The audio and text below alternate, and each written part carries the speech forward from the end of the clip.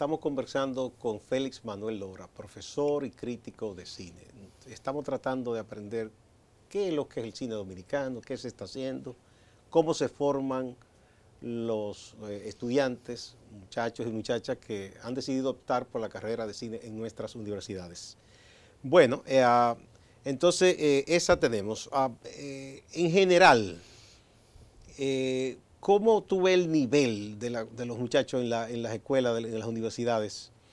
Digamos que tú ves gente de verdad que asume con seriedad esto y se preocupa por aprender un poco, por seguir las pautas. ¿Cómo anda la cosa?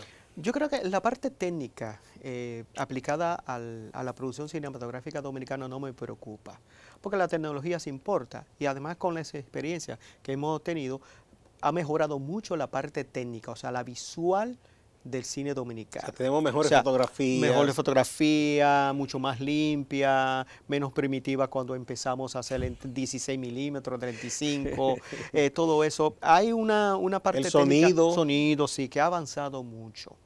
El asunto es que todavía en la parte conceptual, léase historias, guión y cómo se cuenta esa historia, tenemos deficiencias. O Bueno, sea, porque vamos a hacer una paradita ahí. Es contar una historia que no es un tipo que le está narrando, sino con una secuencia de imágenes y movimiento ujú, y también el sonido, que todo eso tiene que estar bien colocado, cada cosa en su lugar. exactamente, es Eso es cine. la estructura. Puedes tener una buena idea, pero tú tienes que saber contar esa idea. Y esa idea se cuenta a través de una estructura. O sea, que tiene que ver cómo se generan cada escena y cómo es la calidad de los personajes que se involucran. ¿Mm? El cine dominicano está lleno de buenas ideas, pero de mala estructura. Entonces, cuando uno ve el Es cine, decir, que una buena idea, incluso hasta un buen libreto, ujú, puede resultar un fiasco si sí, no hay una buena claro, estructura. claro. No ha sucedido aquí, ha sucedido en todas partes del Sí, mundo. O sea, ha sucedido. Lo que pasa es que nosotros tenemos que, nuestras debilidades está ahí. Por eso te dije que la parte técnica no me preocupa mucho. no hay No hay preocupación. preocupación, es la parte conceptual de cómo todo. Y ahí vamos, caemos en lo que es la identidad del cine nacional. ¿Por qué todavía no tenemos identidad? Primero, nos faltan muchas películas más porque tenemos que tener la experiencia. Tenemos que tener una generación, estas nuevas generaciones, que se involucren de manera seria en lo que es el abordaje de los temas netamente dominicanos. O sea, todavía no sabemos cómo dibujar un dominicano en la pantalla. Estamos como intentando. Fíjese que el personaje y el actor que más ha representado a un dominicano en la pantalla es Fausto Mata. Y es el Eh, más conocido de bo- todos boca de los piano. actores dominicanos. Y me dicen que es de los mejores pagados también. Sí, sí, sí, sí. Ya se está pagando 1.5 millones Por, o sea, el actor por principal. Sí, rodaje. sí, por rodaje. Entonces, Fausto Mata es el que ha podido visibilizar la característica psicosocial de un dominicano en la pantalla. Todavía no está muy bien definido en ese asunto. Hay que leer mucho. Por eso yo dije, bueno, lean a la doctora Josefina Saiter, lean todos estos sociólogos, sí, porque de ahí es que ya se ha investigado mucho lo que es la sociología, el pensamiento social dominicano, que está Bueno, ahí y el en muchos propio ensayos. doctor Saglur, El doctor que Saglur, aunque era psiquiatra, pero era un gran estudioso del ser nacional. Y donde exactamente. habla todo esto Entonces, complejo del chivo, la desconfianza del esas dominicano. cosas, ya esos ensayos y esas teorías ya planteadas por el antropólogo y sociólogo, es lo que debe estas nuevas generaciones estudiar. ¿Por qué? Porque de ahí sacará realmente el perfil de lo que es el dominicano. El dominicano no es el que baila bachata, merengue, el que come arroz, habichuela y carne, no, no, no. Hay un pensamiento interno, intrínseco, que es ya casi genético de comportamiento. El comportamiento del dominicano, deje eso así, por ejemplo. Es un pensamiento ya interno, Eso es un gancho. es un gancho. Eso. Todas esas cosas que son internas, que es lo intangible o lo no visible. Ahí, por eso cuando vemos una película mexicana, vemos que eso es lo que es invisible, lo que es intangible, florece. porque ya se ha Y se da de construido manera natural, automática. de manera natural. Todavía nosotros tenemos que aprender, por eso que hay un problema de fondo y forma. Entonces, fondo es toda la parte conceptual y forma cómo yo represento eso. Por eso que la parte técnica de cómo representar eso no me preocupa. Es en el fondo, o sea, cómo determinar ¿Y a quién le corresponde trabajar esa parte? Digamos, yo tengo una idea y hasta me atrevo y hago disque un libreto. Entonces tú me lo corriges y dices, no, eso no es libreto. Para que sea libreto, si tú eres especialista en libreto, me lo conviertes en libreto el texto que yo hice, ¿verdad? Eso lo vemos, por ejemplo, con las novelas. Sí. Una gran novela clásica, alguien quiere convertir eso en libreto, no todo el mundo lo sabe hacer. Ahora, una vez que esté el libreto, ¿a quién le corresponde que eso se convierta en lenguaje cinematográfico y que de verdad comunique lo que se quiere comunicar?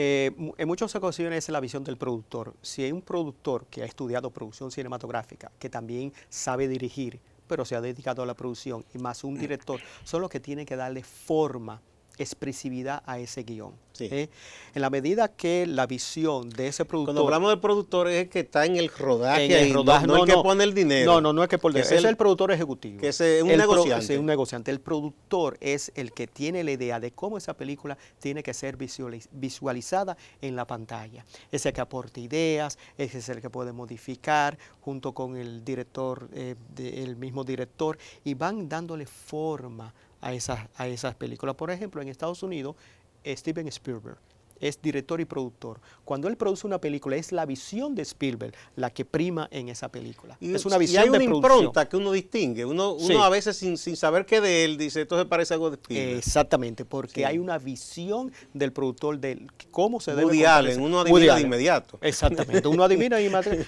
Aunque Woody Allen no esté en esa película, solamente tú sabes que es de él. Exactamente, eso, esas son las cosas, esas son las visiones que tiene que tener un productor. Entonces, ese guión, cuando se hace ya, se trabaja y todo eso, para darle forma visual, porque una cosa es el guión no es literatura, es una guía, por eso es guión, es una guía.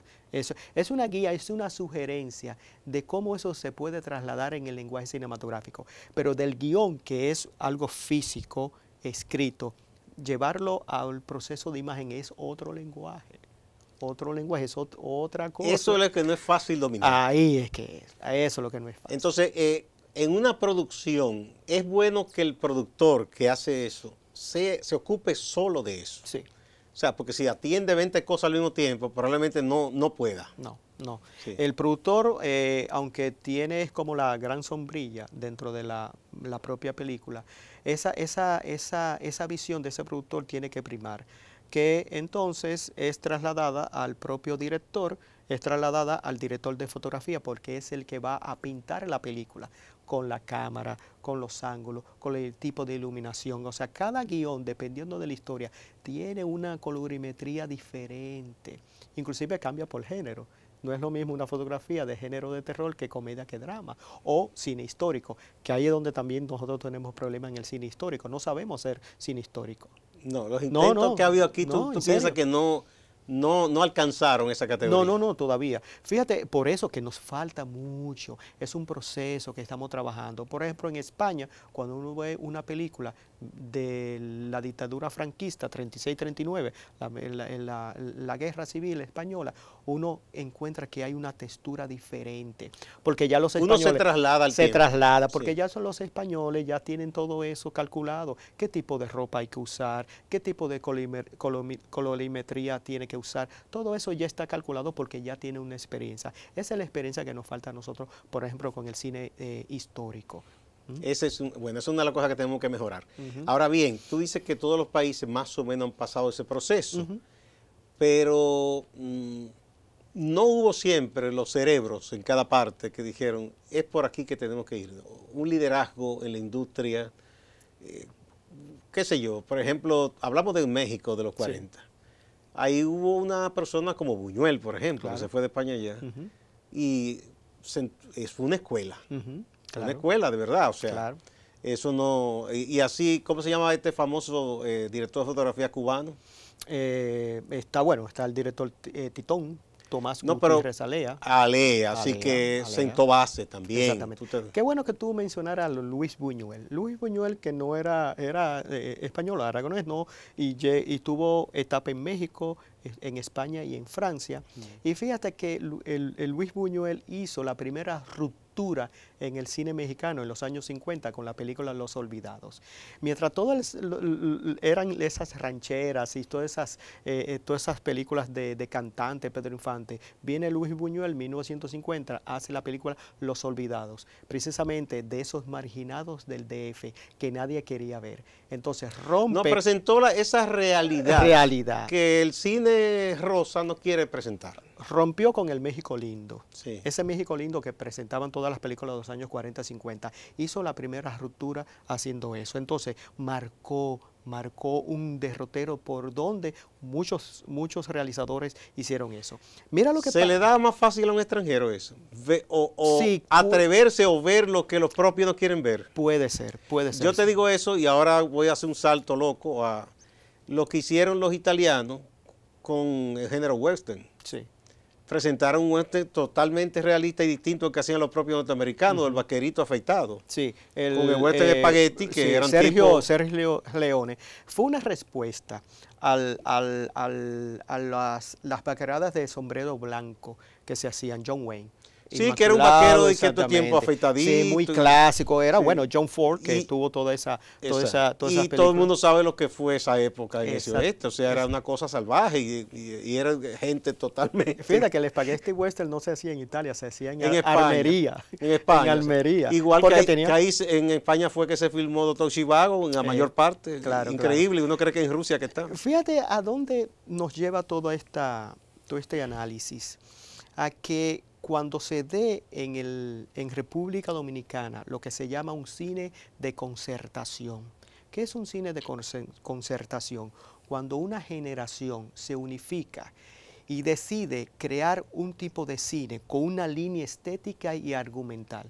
Ya se dio en todos los países, se dio en Cuba con Tomás Gutiérrez Alea, Santiago Álvarez, que era del documental. Se dio en Brasil con Glover Rocha, Nelson Pereira dos Santos. Se dio en Inglaterra con el Free Cinema. Se dio en el propio Estados Unidos con el cine independiente. Entonces, se dio en Francia con la nueva ola francesa, Truffaut, Godard, Agnes Varda. Entonces, fíjate cómo por dónde vienen las cosas.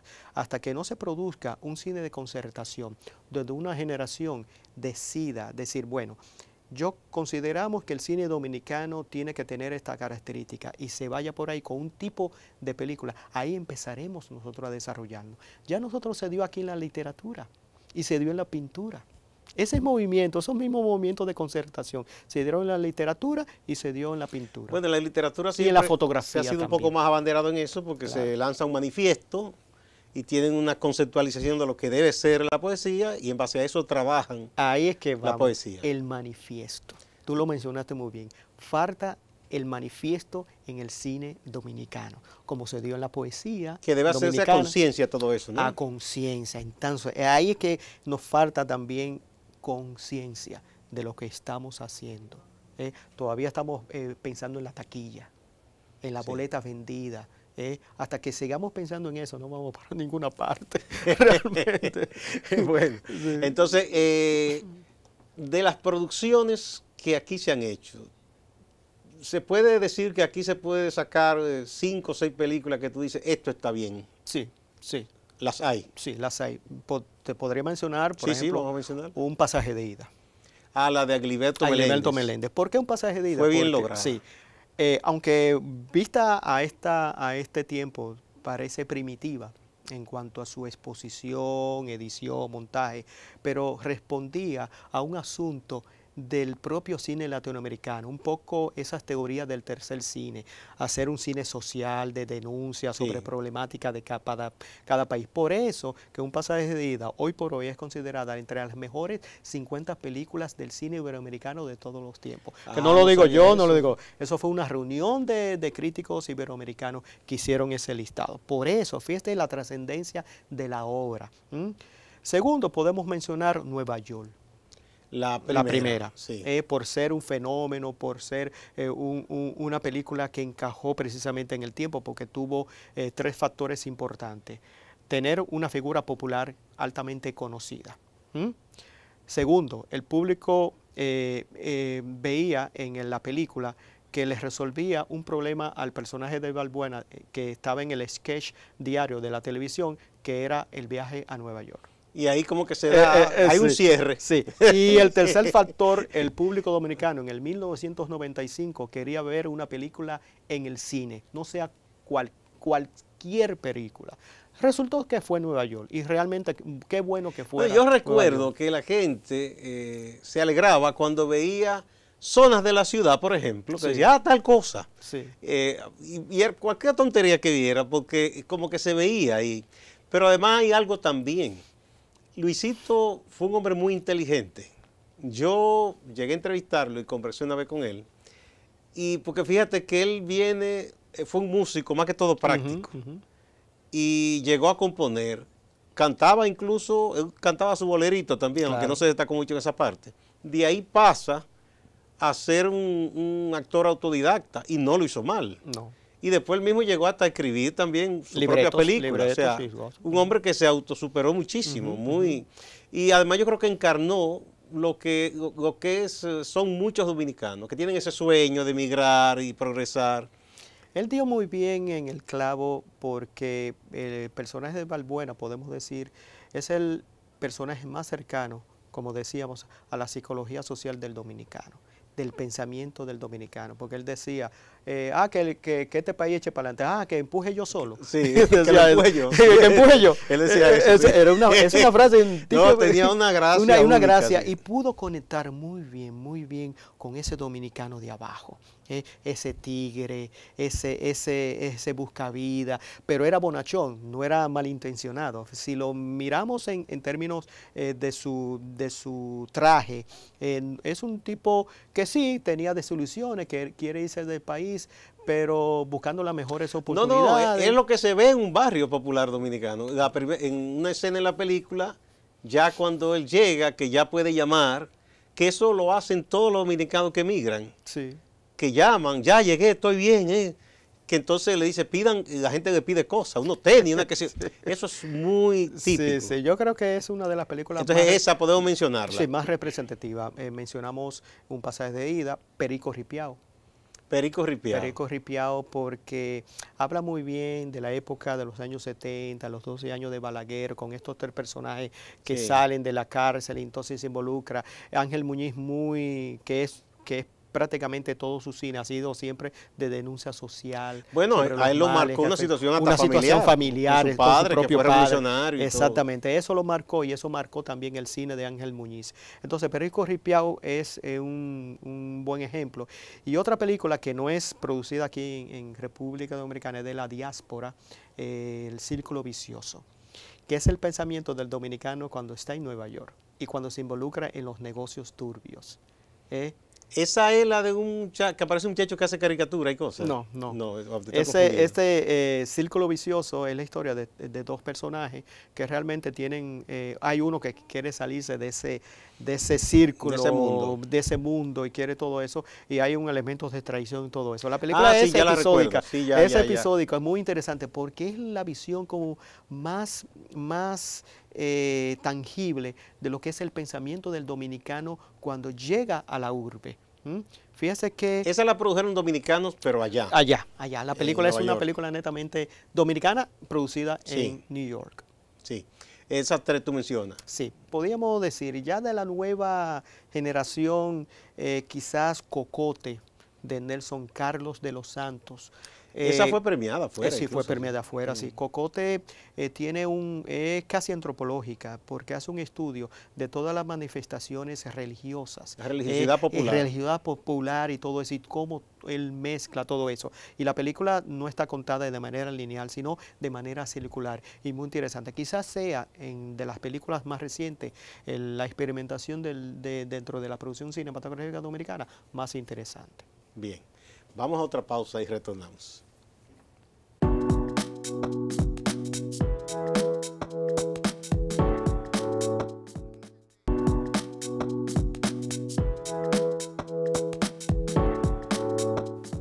muchas gracias por continuar a partir de ahora. Estamos hablando de cine con Félix Manuel Lora.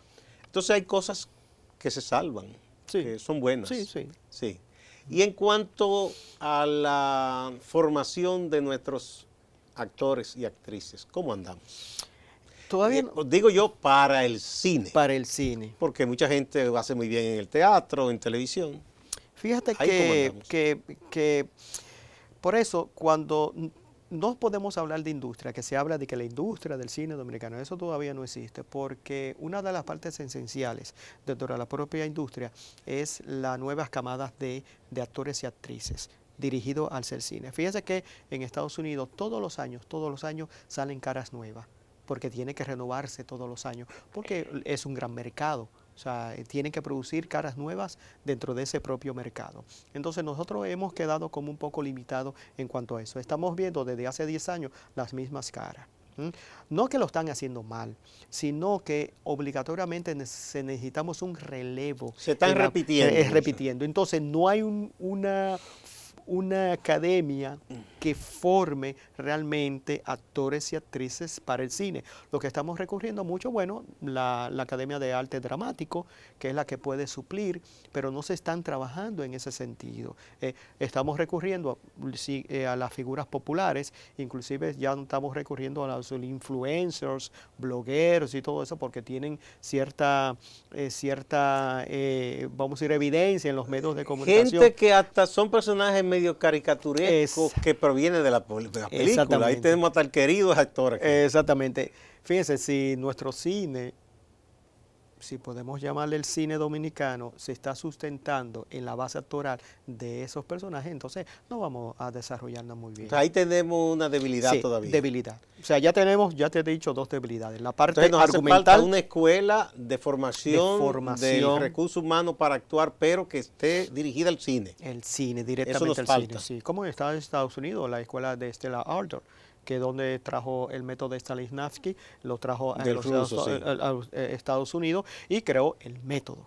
Sí. Que ya hay diferencias ya con el método, hay otros. Todo se adapta, todas esas cosas, pero nosotros necesitamos eso.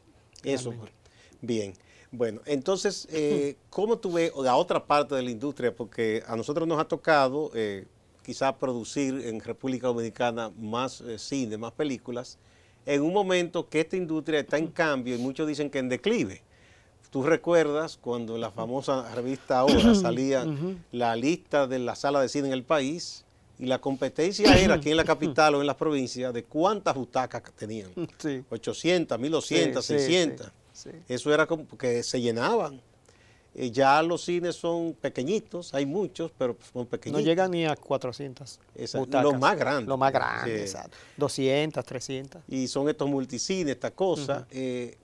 ¿Tú ves posibilidades de que aquí se puedan seguir abriendo salas y de un público que prefiera ir al cine y no ver la cosa en Netflix? Eso?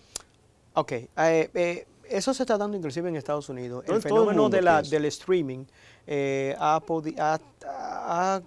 dado el fenómeno de que todo hay que reestructurarlo. O sea, la manera en que se hace el visionado de una película. Por eso que está la gran guerra entre Netflix y la academia. Entonces es una gran guerra. ¿Qué es lo que está pasando en muchos países, inclusive acá?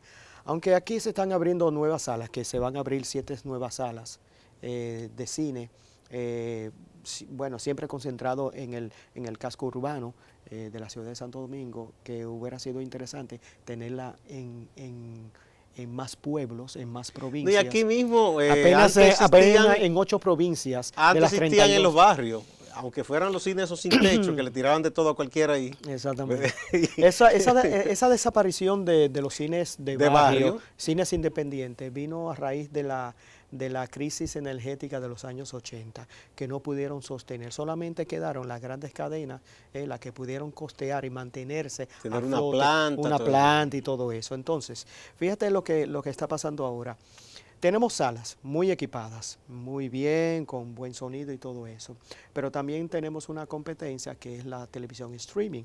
De hecho, ya tener un televisor grande en tu casa, cualquiera lo puede tener, de 54 pulgadas, HD, 4K. Y con estos sistemas de home theater que te dan un sonido lindísimo. Exactamente.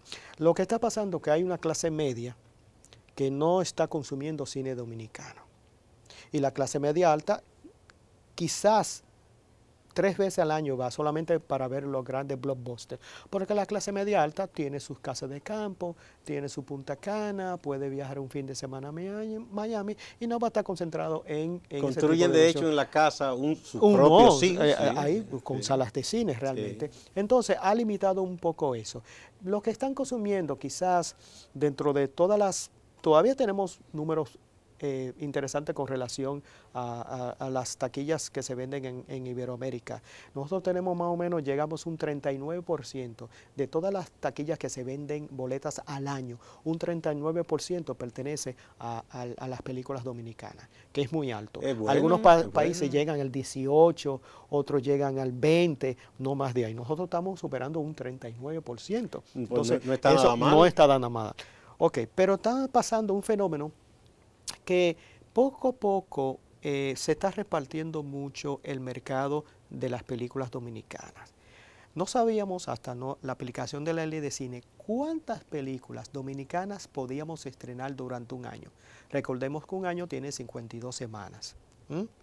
Hemos llegado ya a un tope y una realidad industrial y comercial de que nuestra media de estrenos anuales rondan por los 24 o 26 producciones cinematográficas dominicanas por año. ¿Por qué? Pues estamos hablando... 2 por mes. 2 por mes, exactamente. Si ya colocamos 3 por mes, entonces hay una película que se va a afectar. Se va a saturar. Se va a saturar. Entonces, fíjate que ya el mercado, el visionado y las ofertas de películas dominicanas en la cartelera ha aumentado. Entonces, pero ya hemos llegado a un tope, mayormente 24 a 26. Entonces, ¿qué está pasando? Entonces, muchas películas que se han producido y todo eso no tienen cabida durante un año. Tienen que esperar el año siguiente para ser estrenadas. ¿Por qué?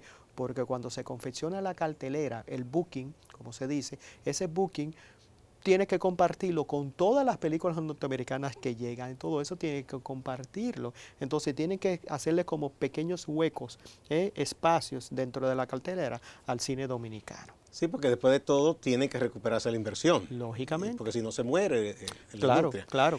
Entonces, cuando una película dominicana se dice que es exitosa, más o menos, ¿qué cantidad de personas tienen que verla en el cine para alcanzar el número que tú dices? Sí, esta pegó, esta...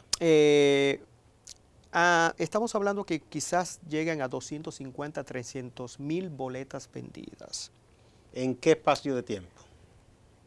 8 a 10 semanas. El promedio de una película dominicana en cartelera es de 7 a 8 semanas. Es el promedio. Sí. Ya fíjense que ya esos numeritos, por ejemplo, Perico Ripiao y Nueva York, Perico Ripiao hizo 700,000 boletas en aquella época, pero ¿qué resultaba?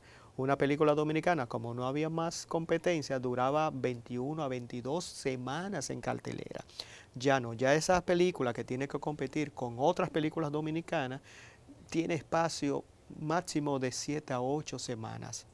Sí. De vigencia en la cartelera. Que yo recuerdo, el cine incluso internacional antes, era un poco más lenta la cosa aquí para traer esas películas, porque uno veía las críticas de aquellos clásicos de la crítica dominicana, ¿verdad?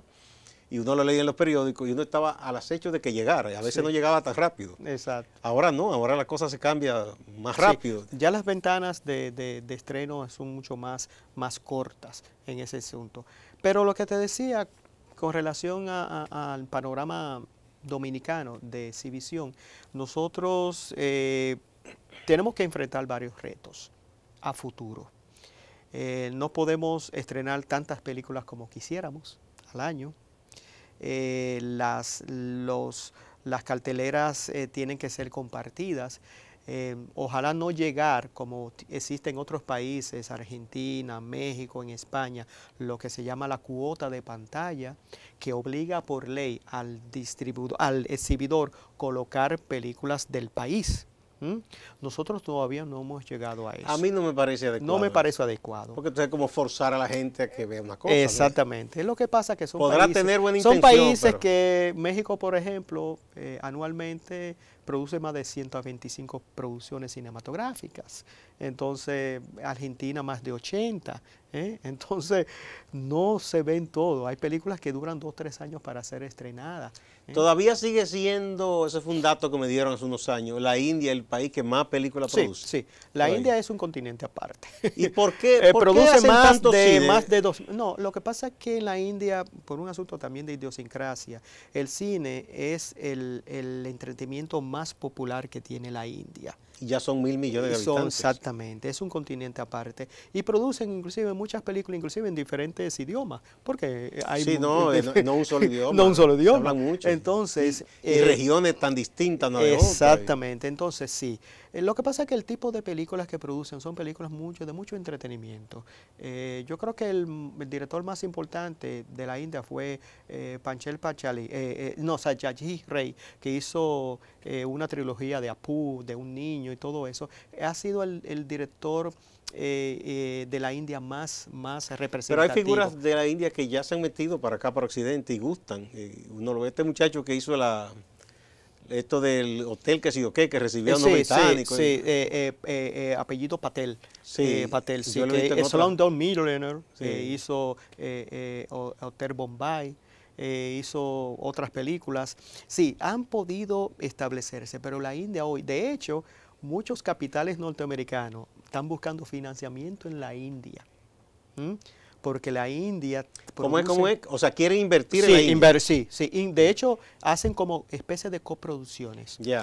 para tener también los capitales de la industria del Bollywood Sí, de la India. sí. Entonces, fíjese que también muchas se están moviendo hacia la Además, yo India. imagino que uno pega algo en un país tan grande y le va bien. Sí, sí. Hay unas restricciones ya de código morales que Sí, tiene no es la lo mismo, película, no, que no es no. lo mismo, no se pueden besar en pantalla, hay una serie de restricciones por un asunto de idiosincrasia. Entonces, Sí. Y eso hay que respetarlo sí, en hay cada cosas país. no, pero ha explorado el cine hindú, porque uno cree que el cine hindú es como muchas telenovelas musicales. No, el cine de la India ha experimentado muchos géneros. El género de acción, el género de dramático, comedia y todo eso. Es muy amplio. Lo que pasa es que no llega, se consume solamente en ese continente. Bien. Bueno, entonces, digamos que nuestro cine tiene futuro si se hacen las cosas bien. Si se hacen las cosas bien y se hace con conciencia, que es lo primordial, con conciencia de lo que estamos nosotros construyendo. Estamos construyendo un cine, tenemos que construirlo obligatoriamente, un cine con identidad, que nos represente. Ahora mucho que se habla de marca país y todo eso. Tenemos que hacer un cine dominicano representativo, competitivo. Todavía el cine dominicano no es tan competitivo fuera de aquí. Hay países como Nicaragua o Guatemala que nos superan porque siempre aparecen directores y realizadores que lo cogen muy en serio. Yo creo que hay que tomarlo más en serio. Estamos en una etapa, lógicamente, de diversificación, pero eso va a llegar. Puede llegar un momento que colapse. Y después nuevamente, eso ha pasado en todos los países. Sí, resurja. ¿No? Vimos lo que pasó con México en un momento dado. México, Argentina, Y ahora Chile, México Brasil. ha dado tremendos directores, productores. Exactamente. Bueno, con una nueva generación de Alfonso Cuarón, Iñárritu, Sí. fíjese que surgió nuevamente lo del cine mexicano. Entonces, tenemos que cogerlo en serio, tenemos que cogerlo con criterio, con conciencia, y es la única manera de desarrollar el cine dominicano. Bien, muchísimas gracias, Félix Manuel Lora. Gracias. Hemos aprendido muchísimo contigo y refrescado algunas cosas. Y yo creo que la gente tiene una idea más clara de lo que se está haciendo en cine en República Dominicana. A ustedes, amigas y amigos, no se vayan, que hay más en Acento TV.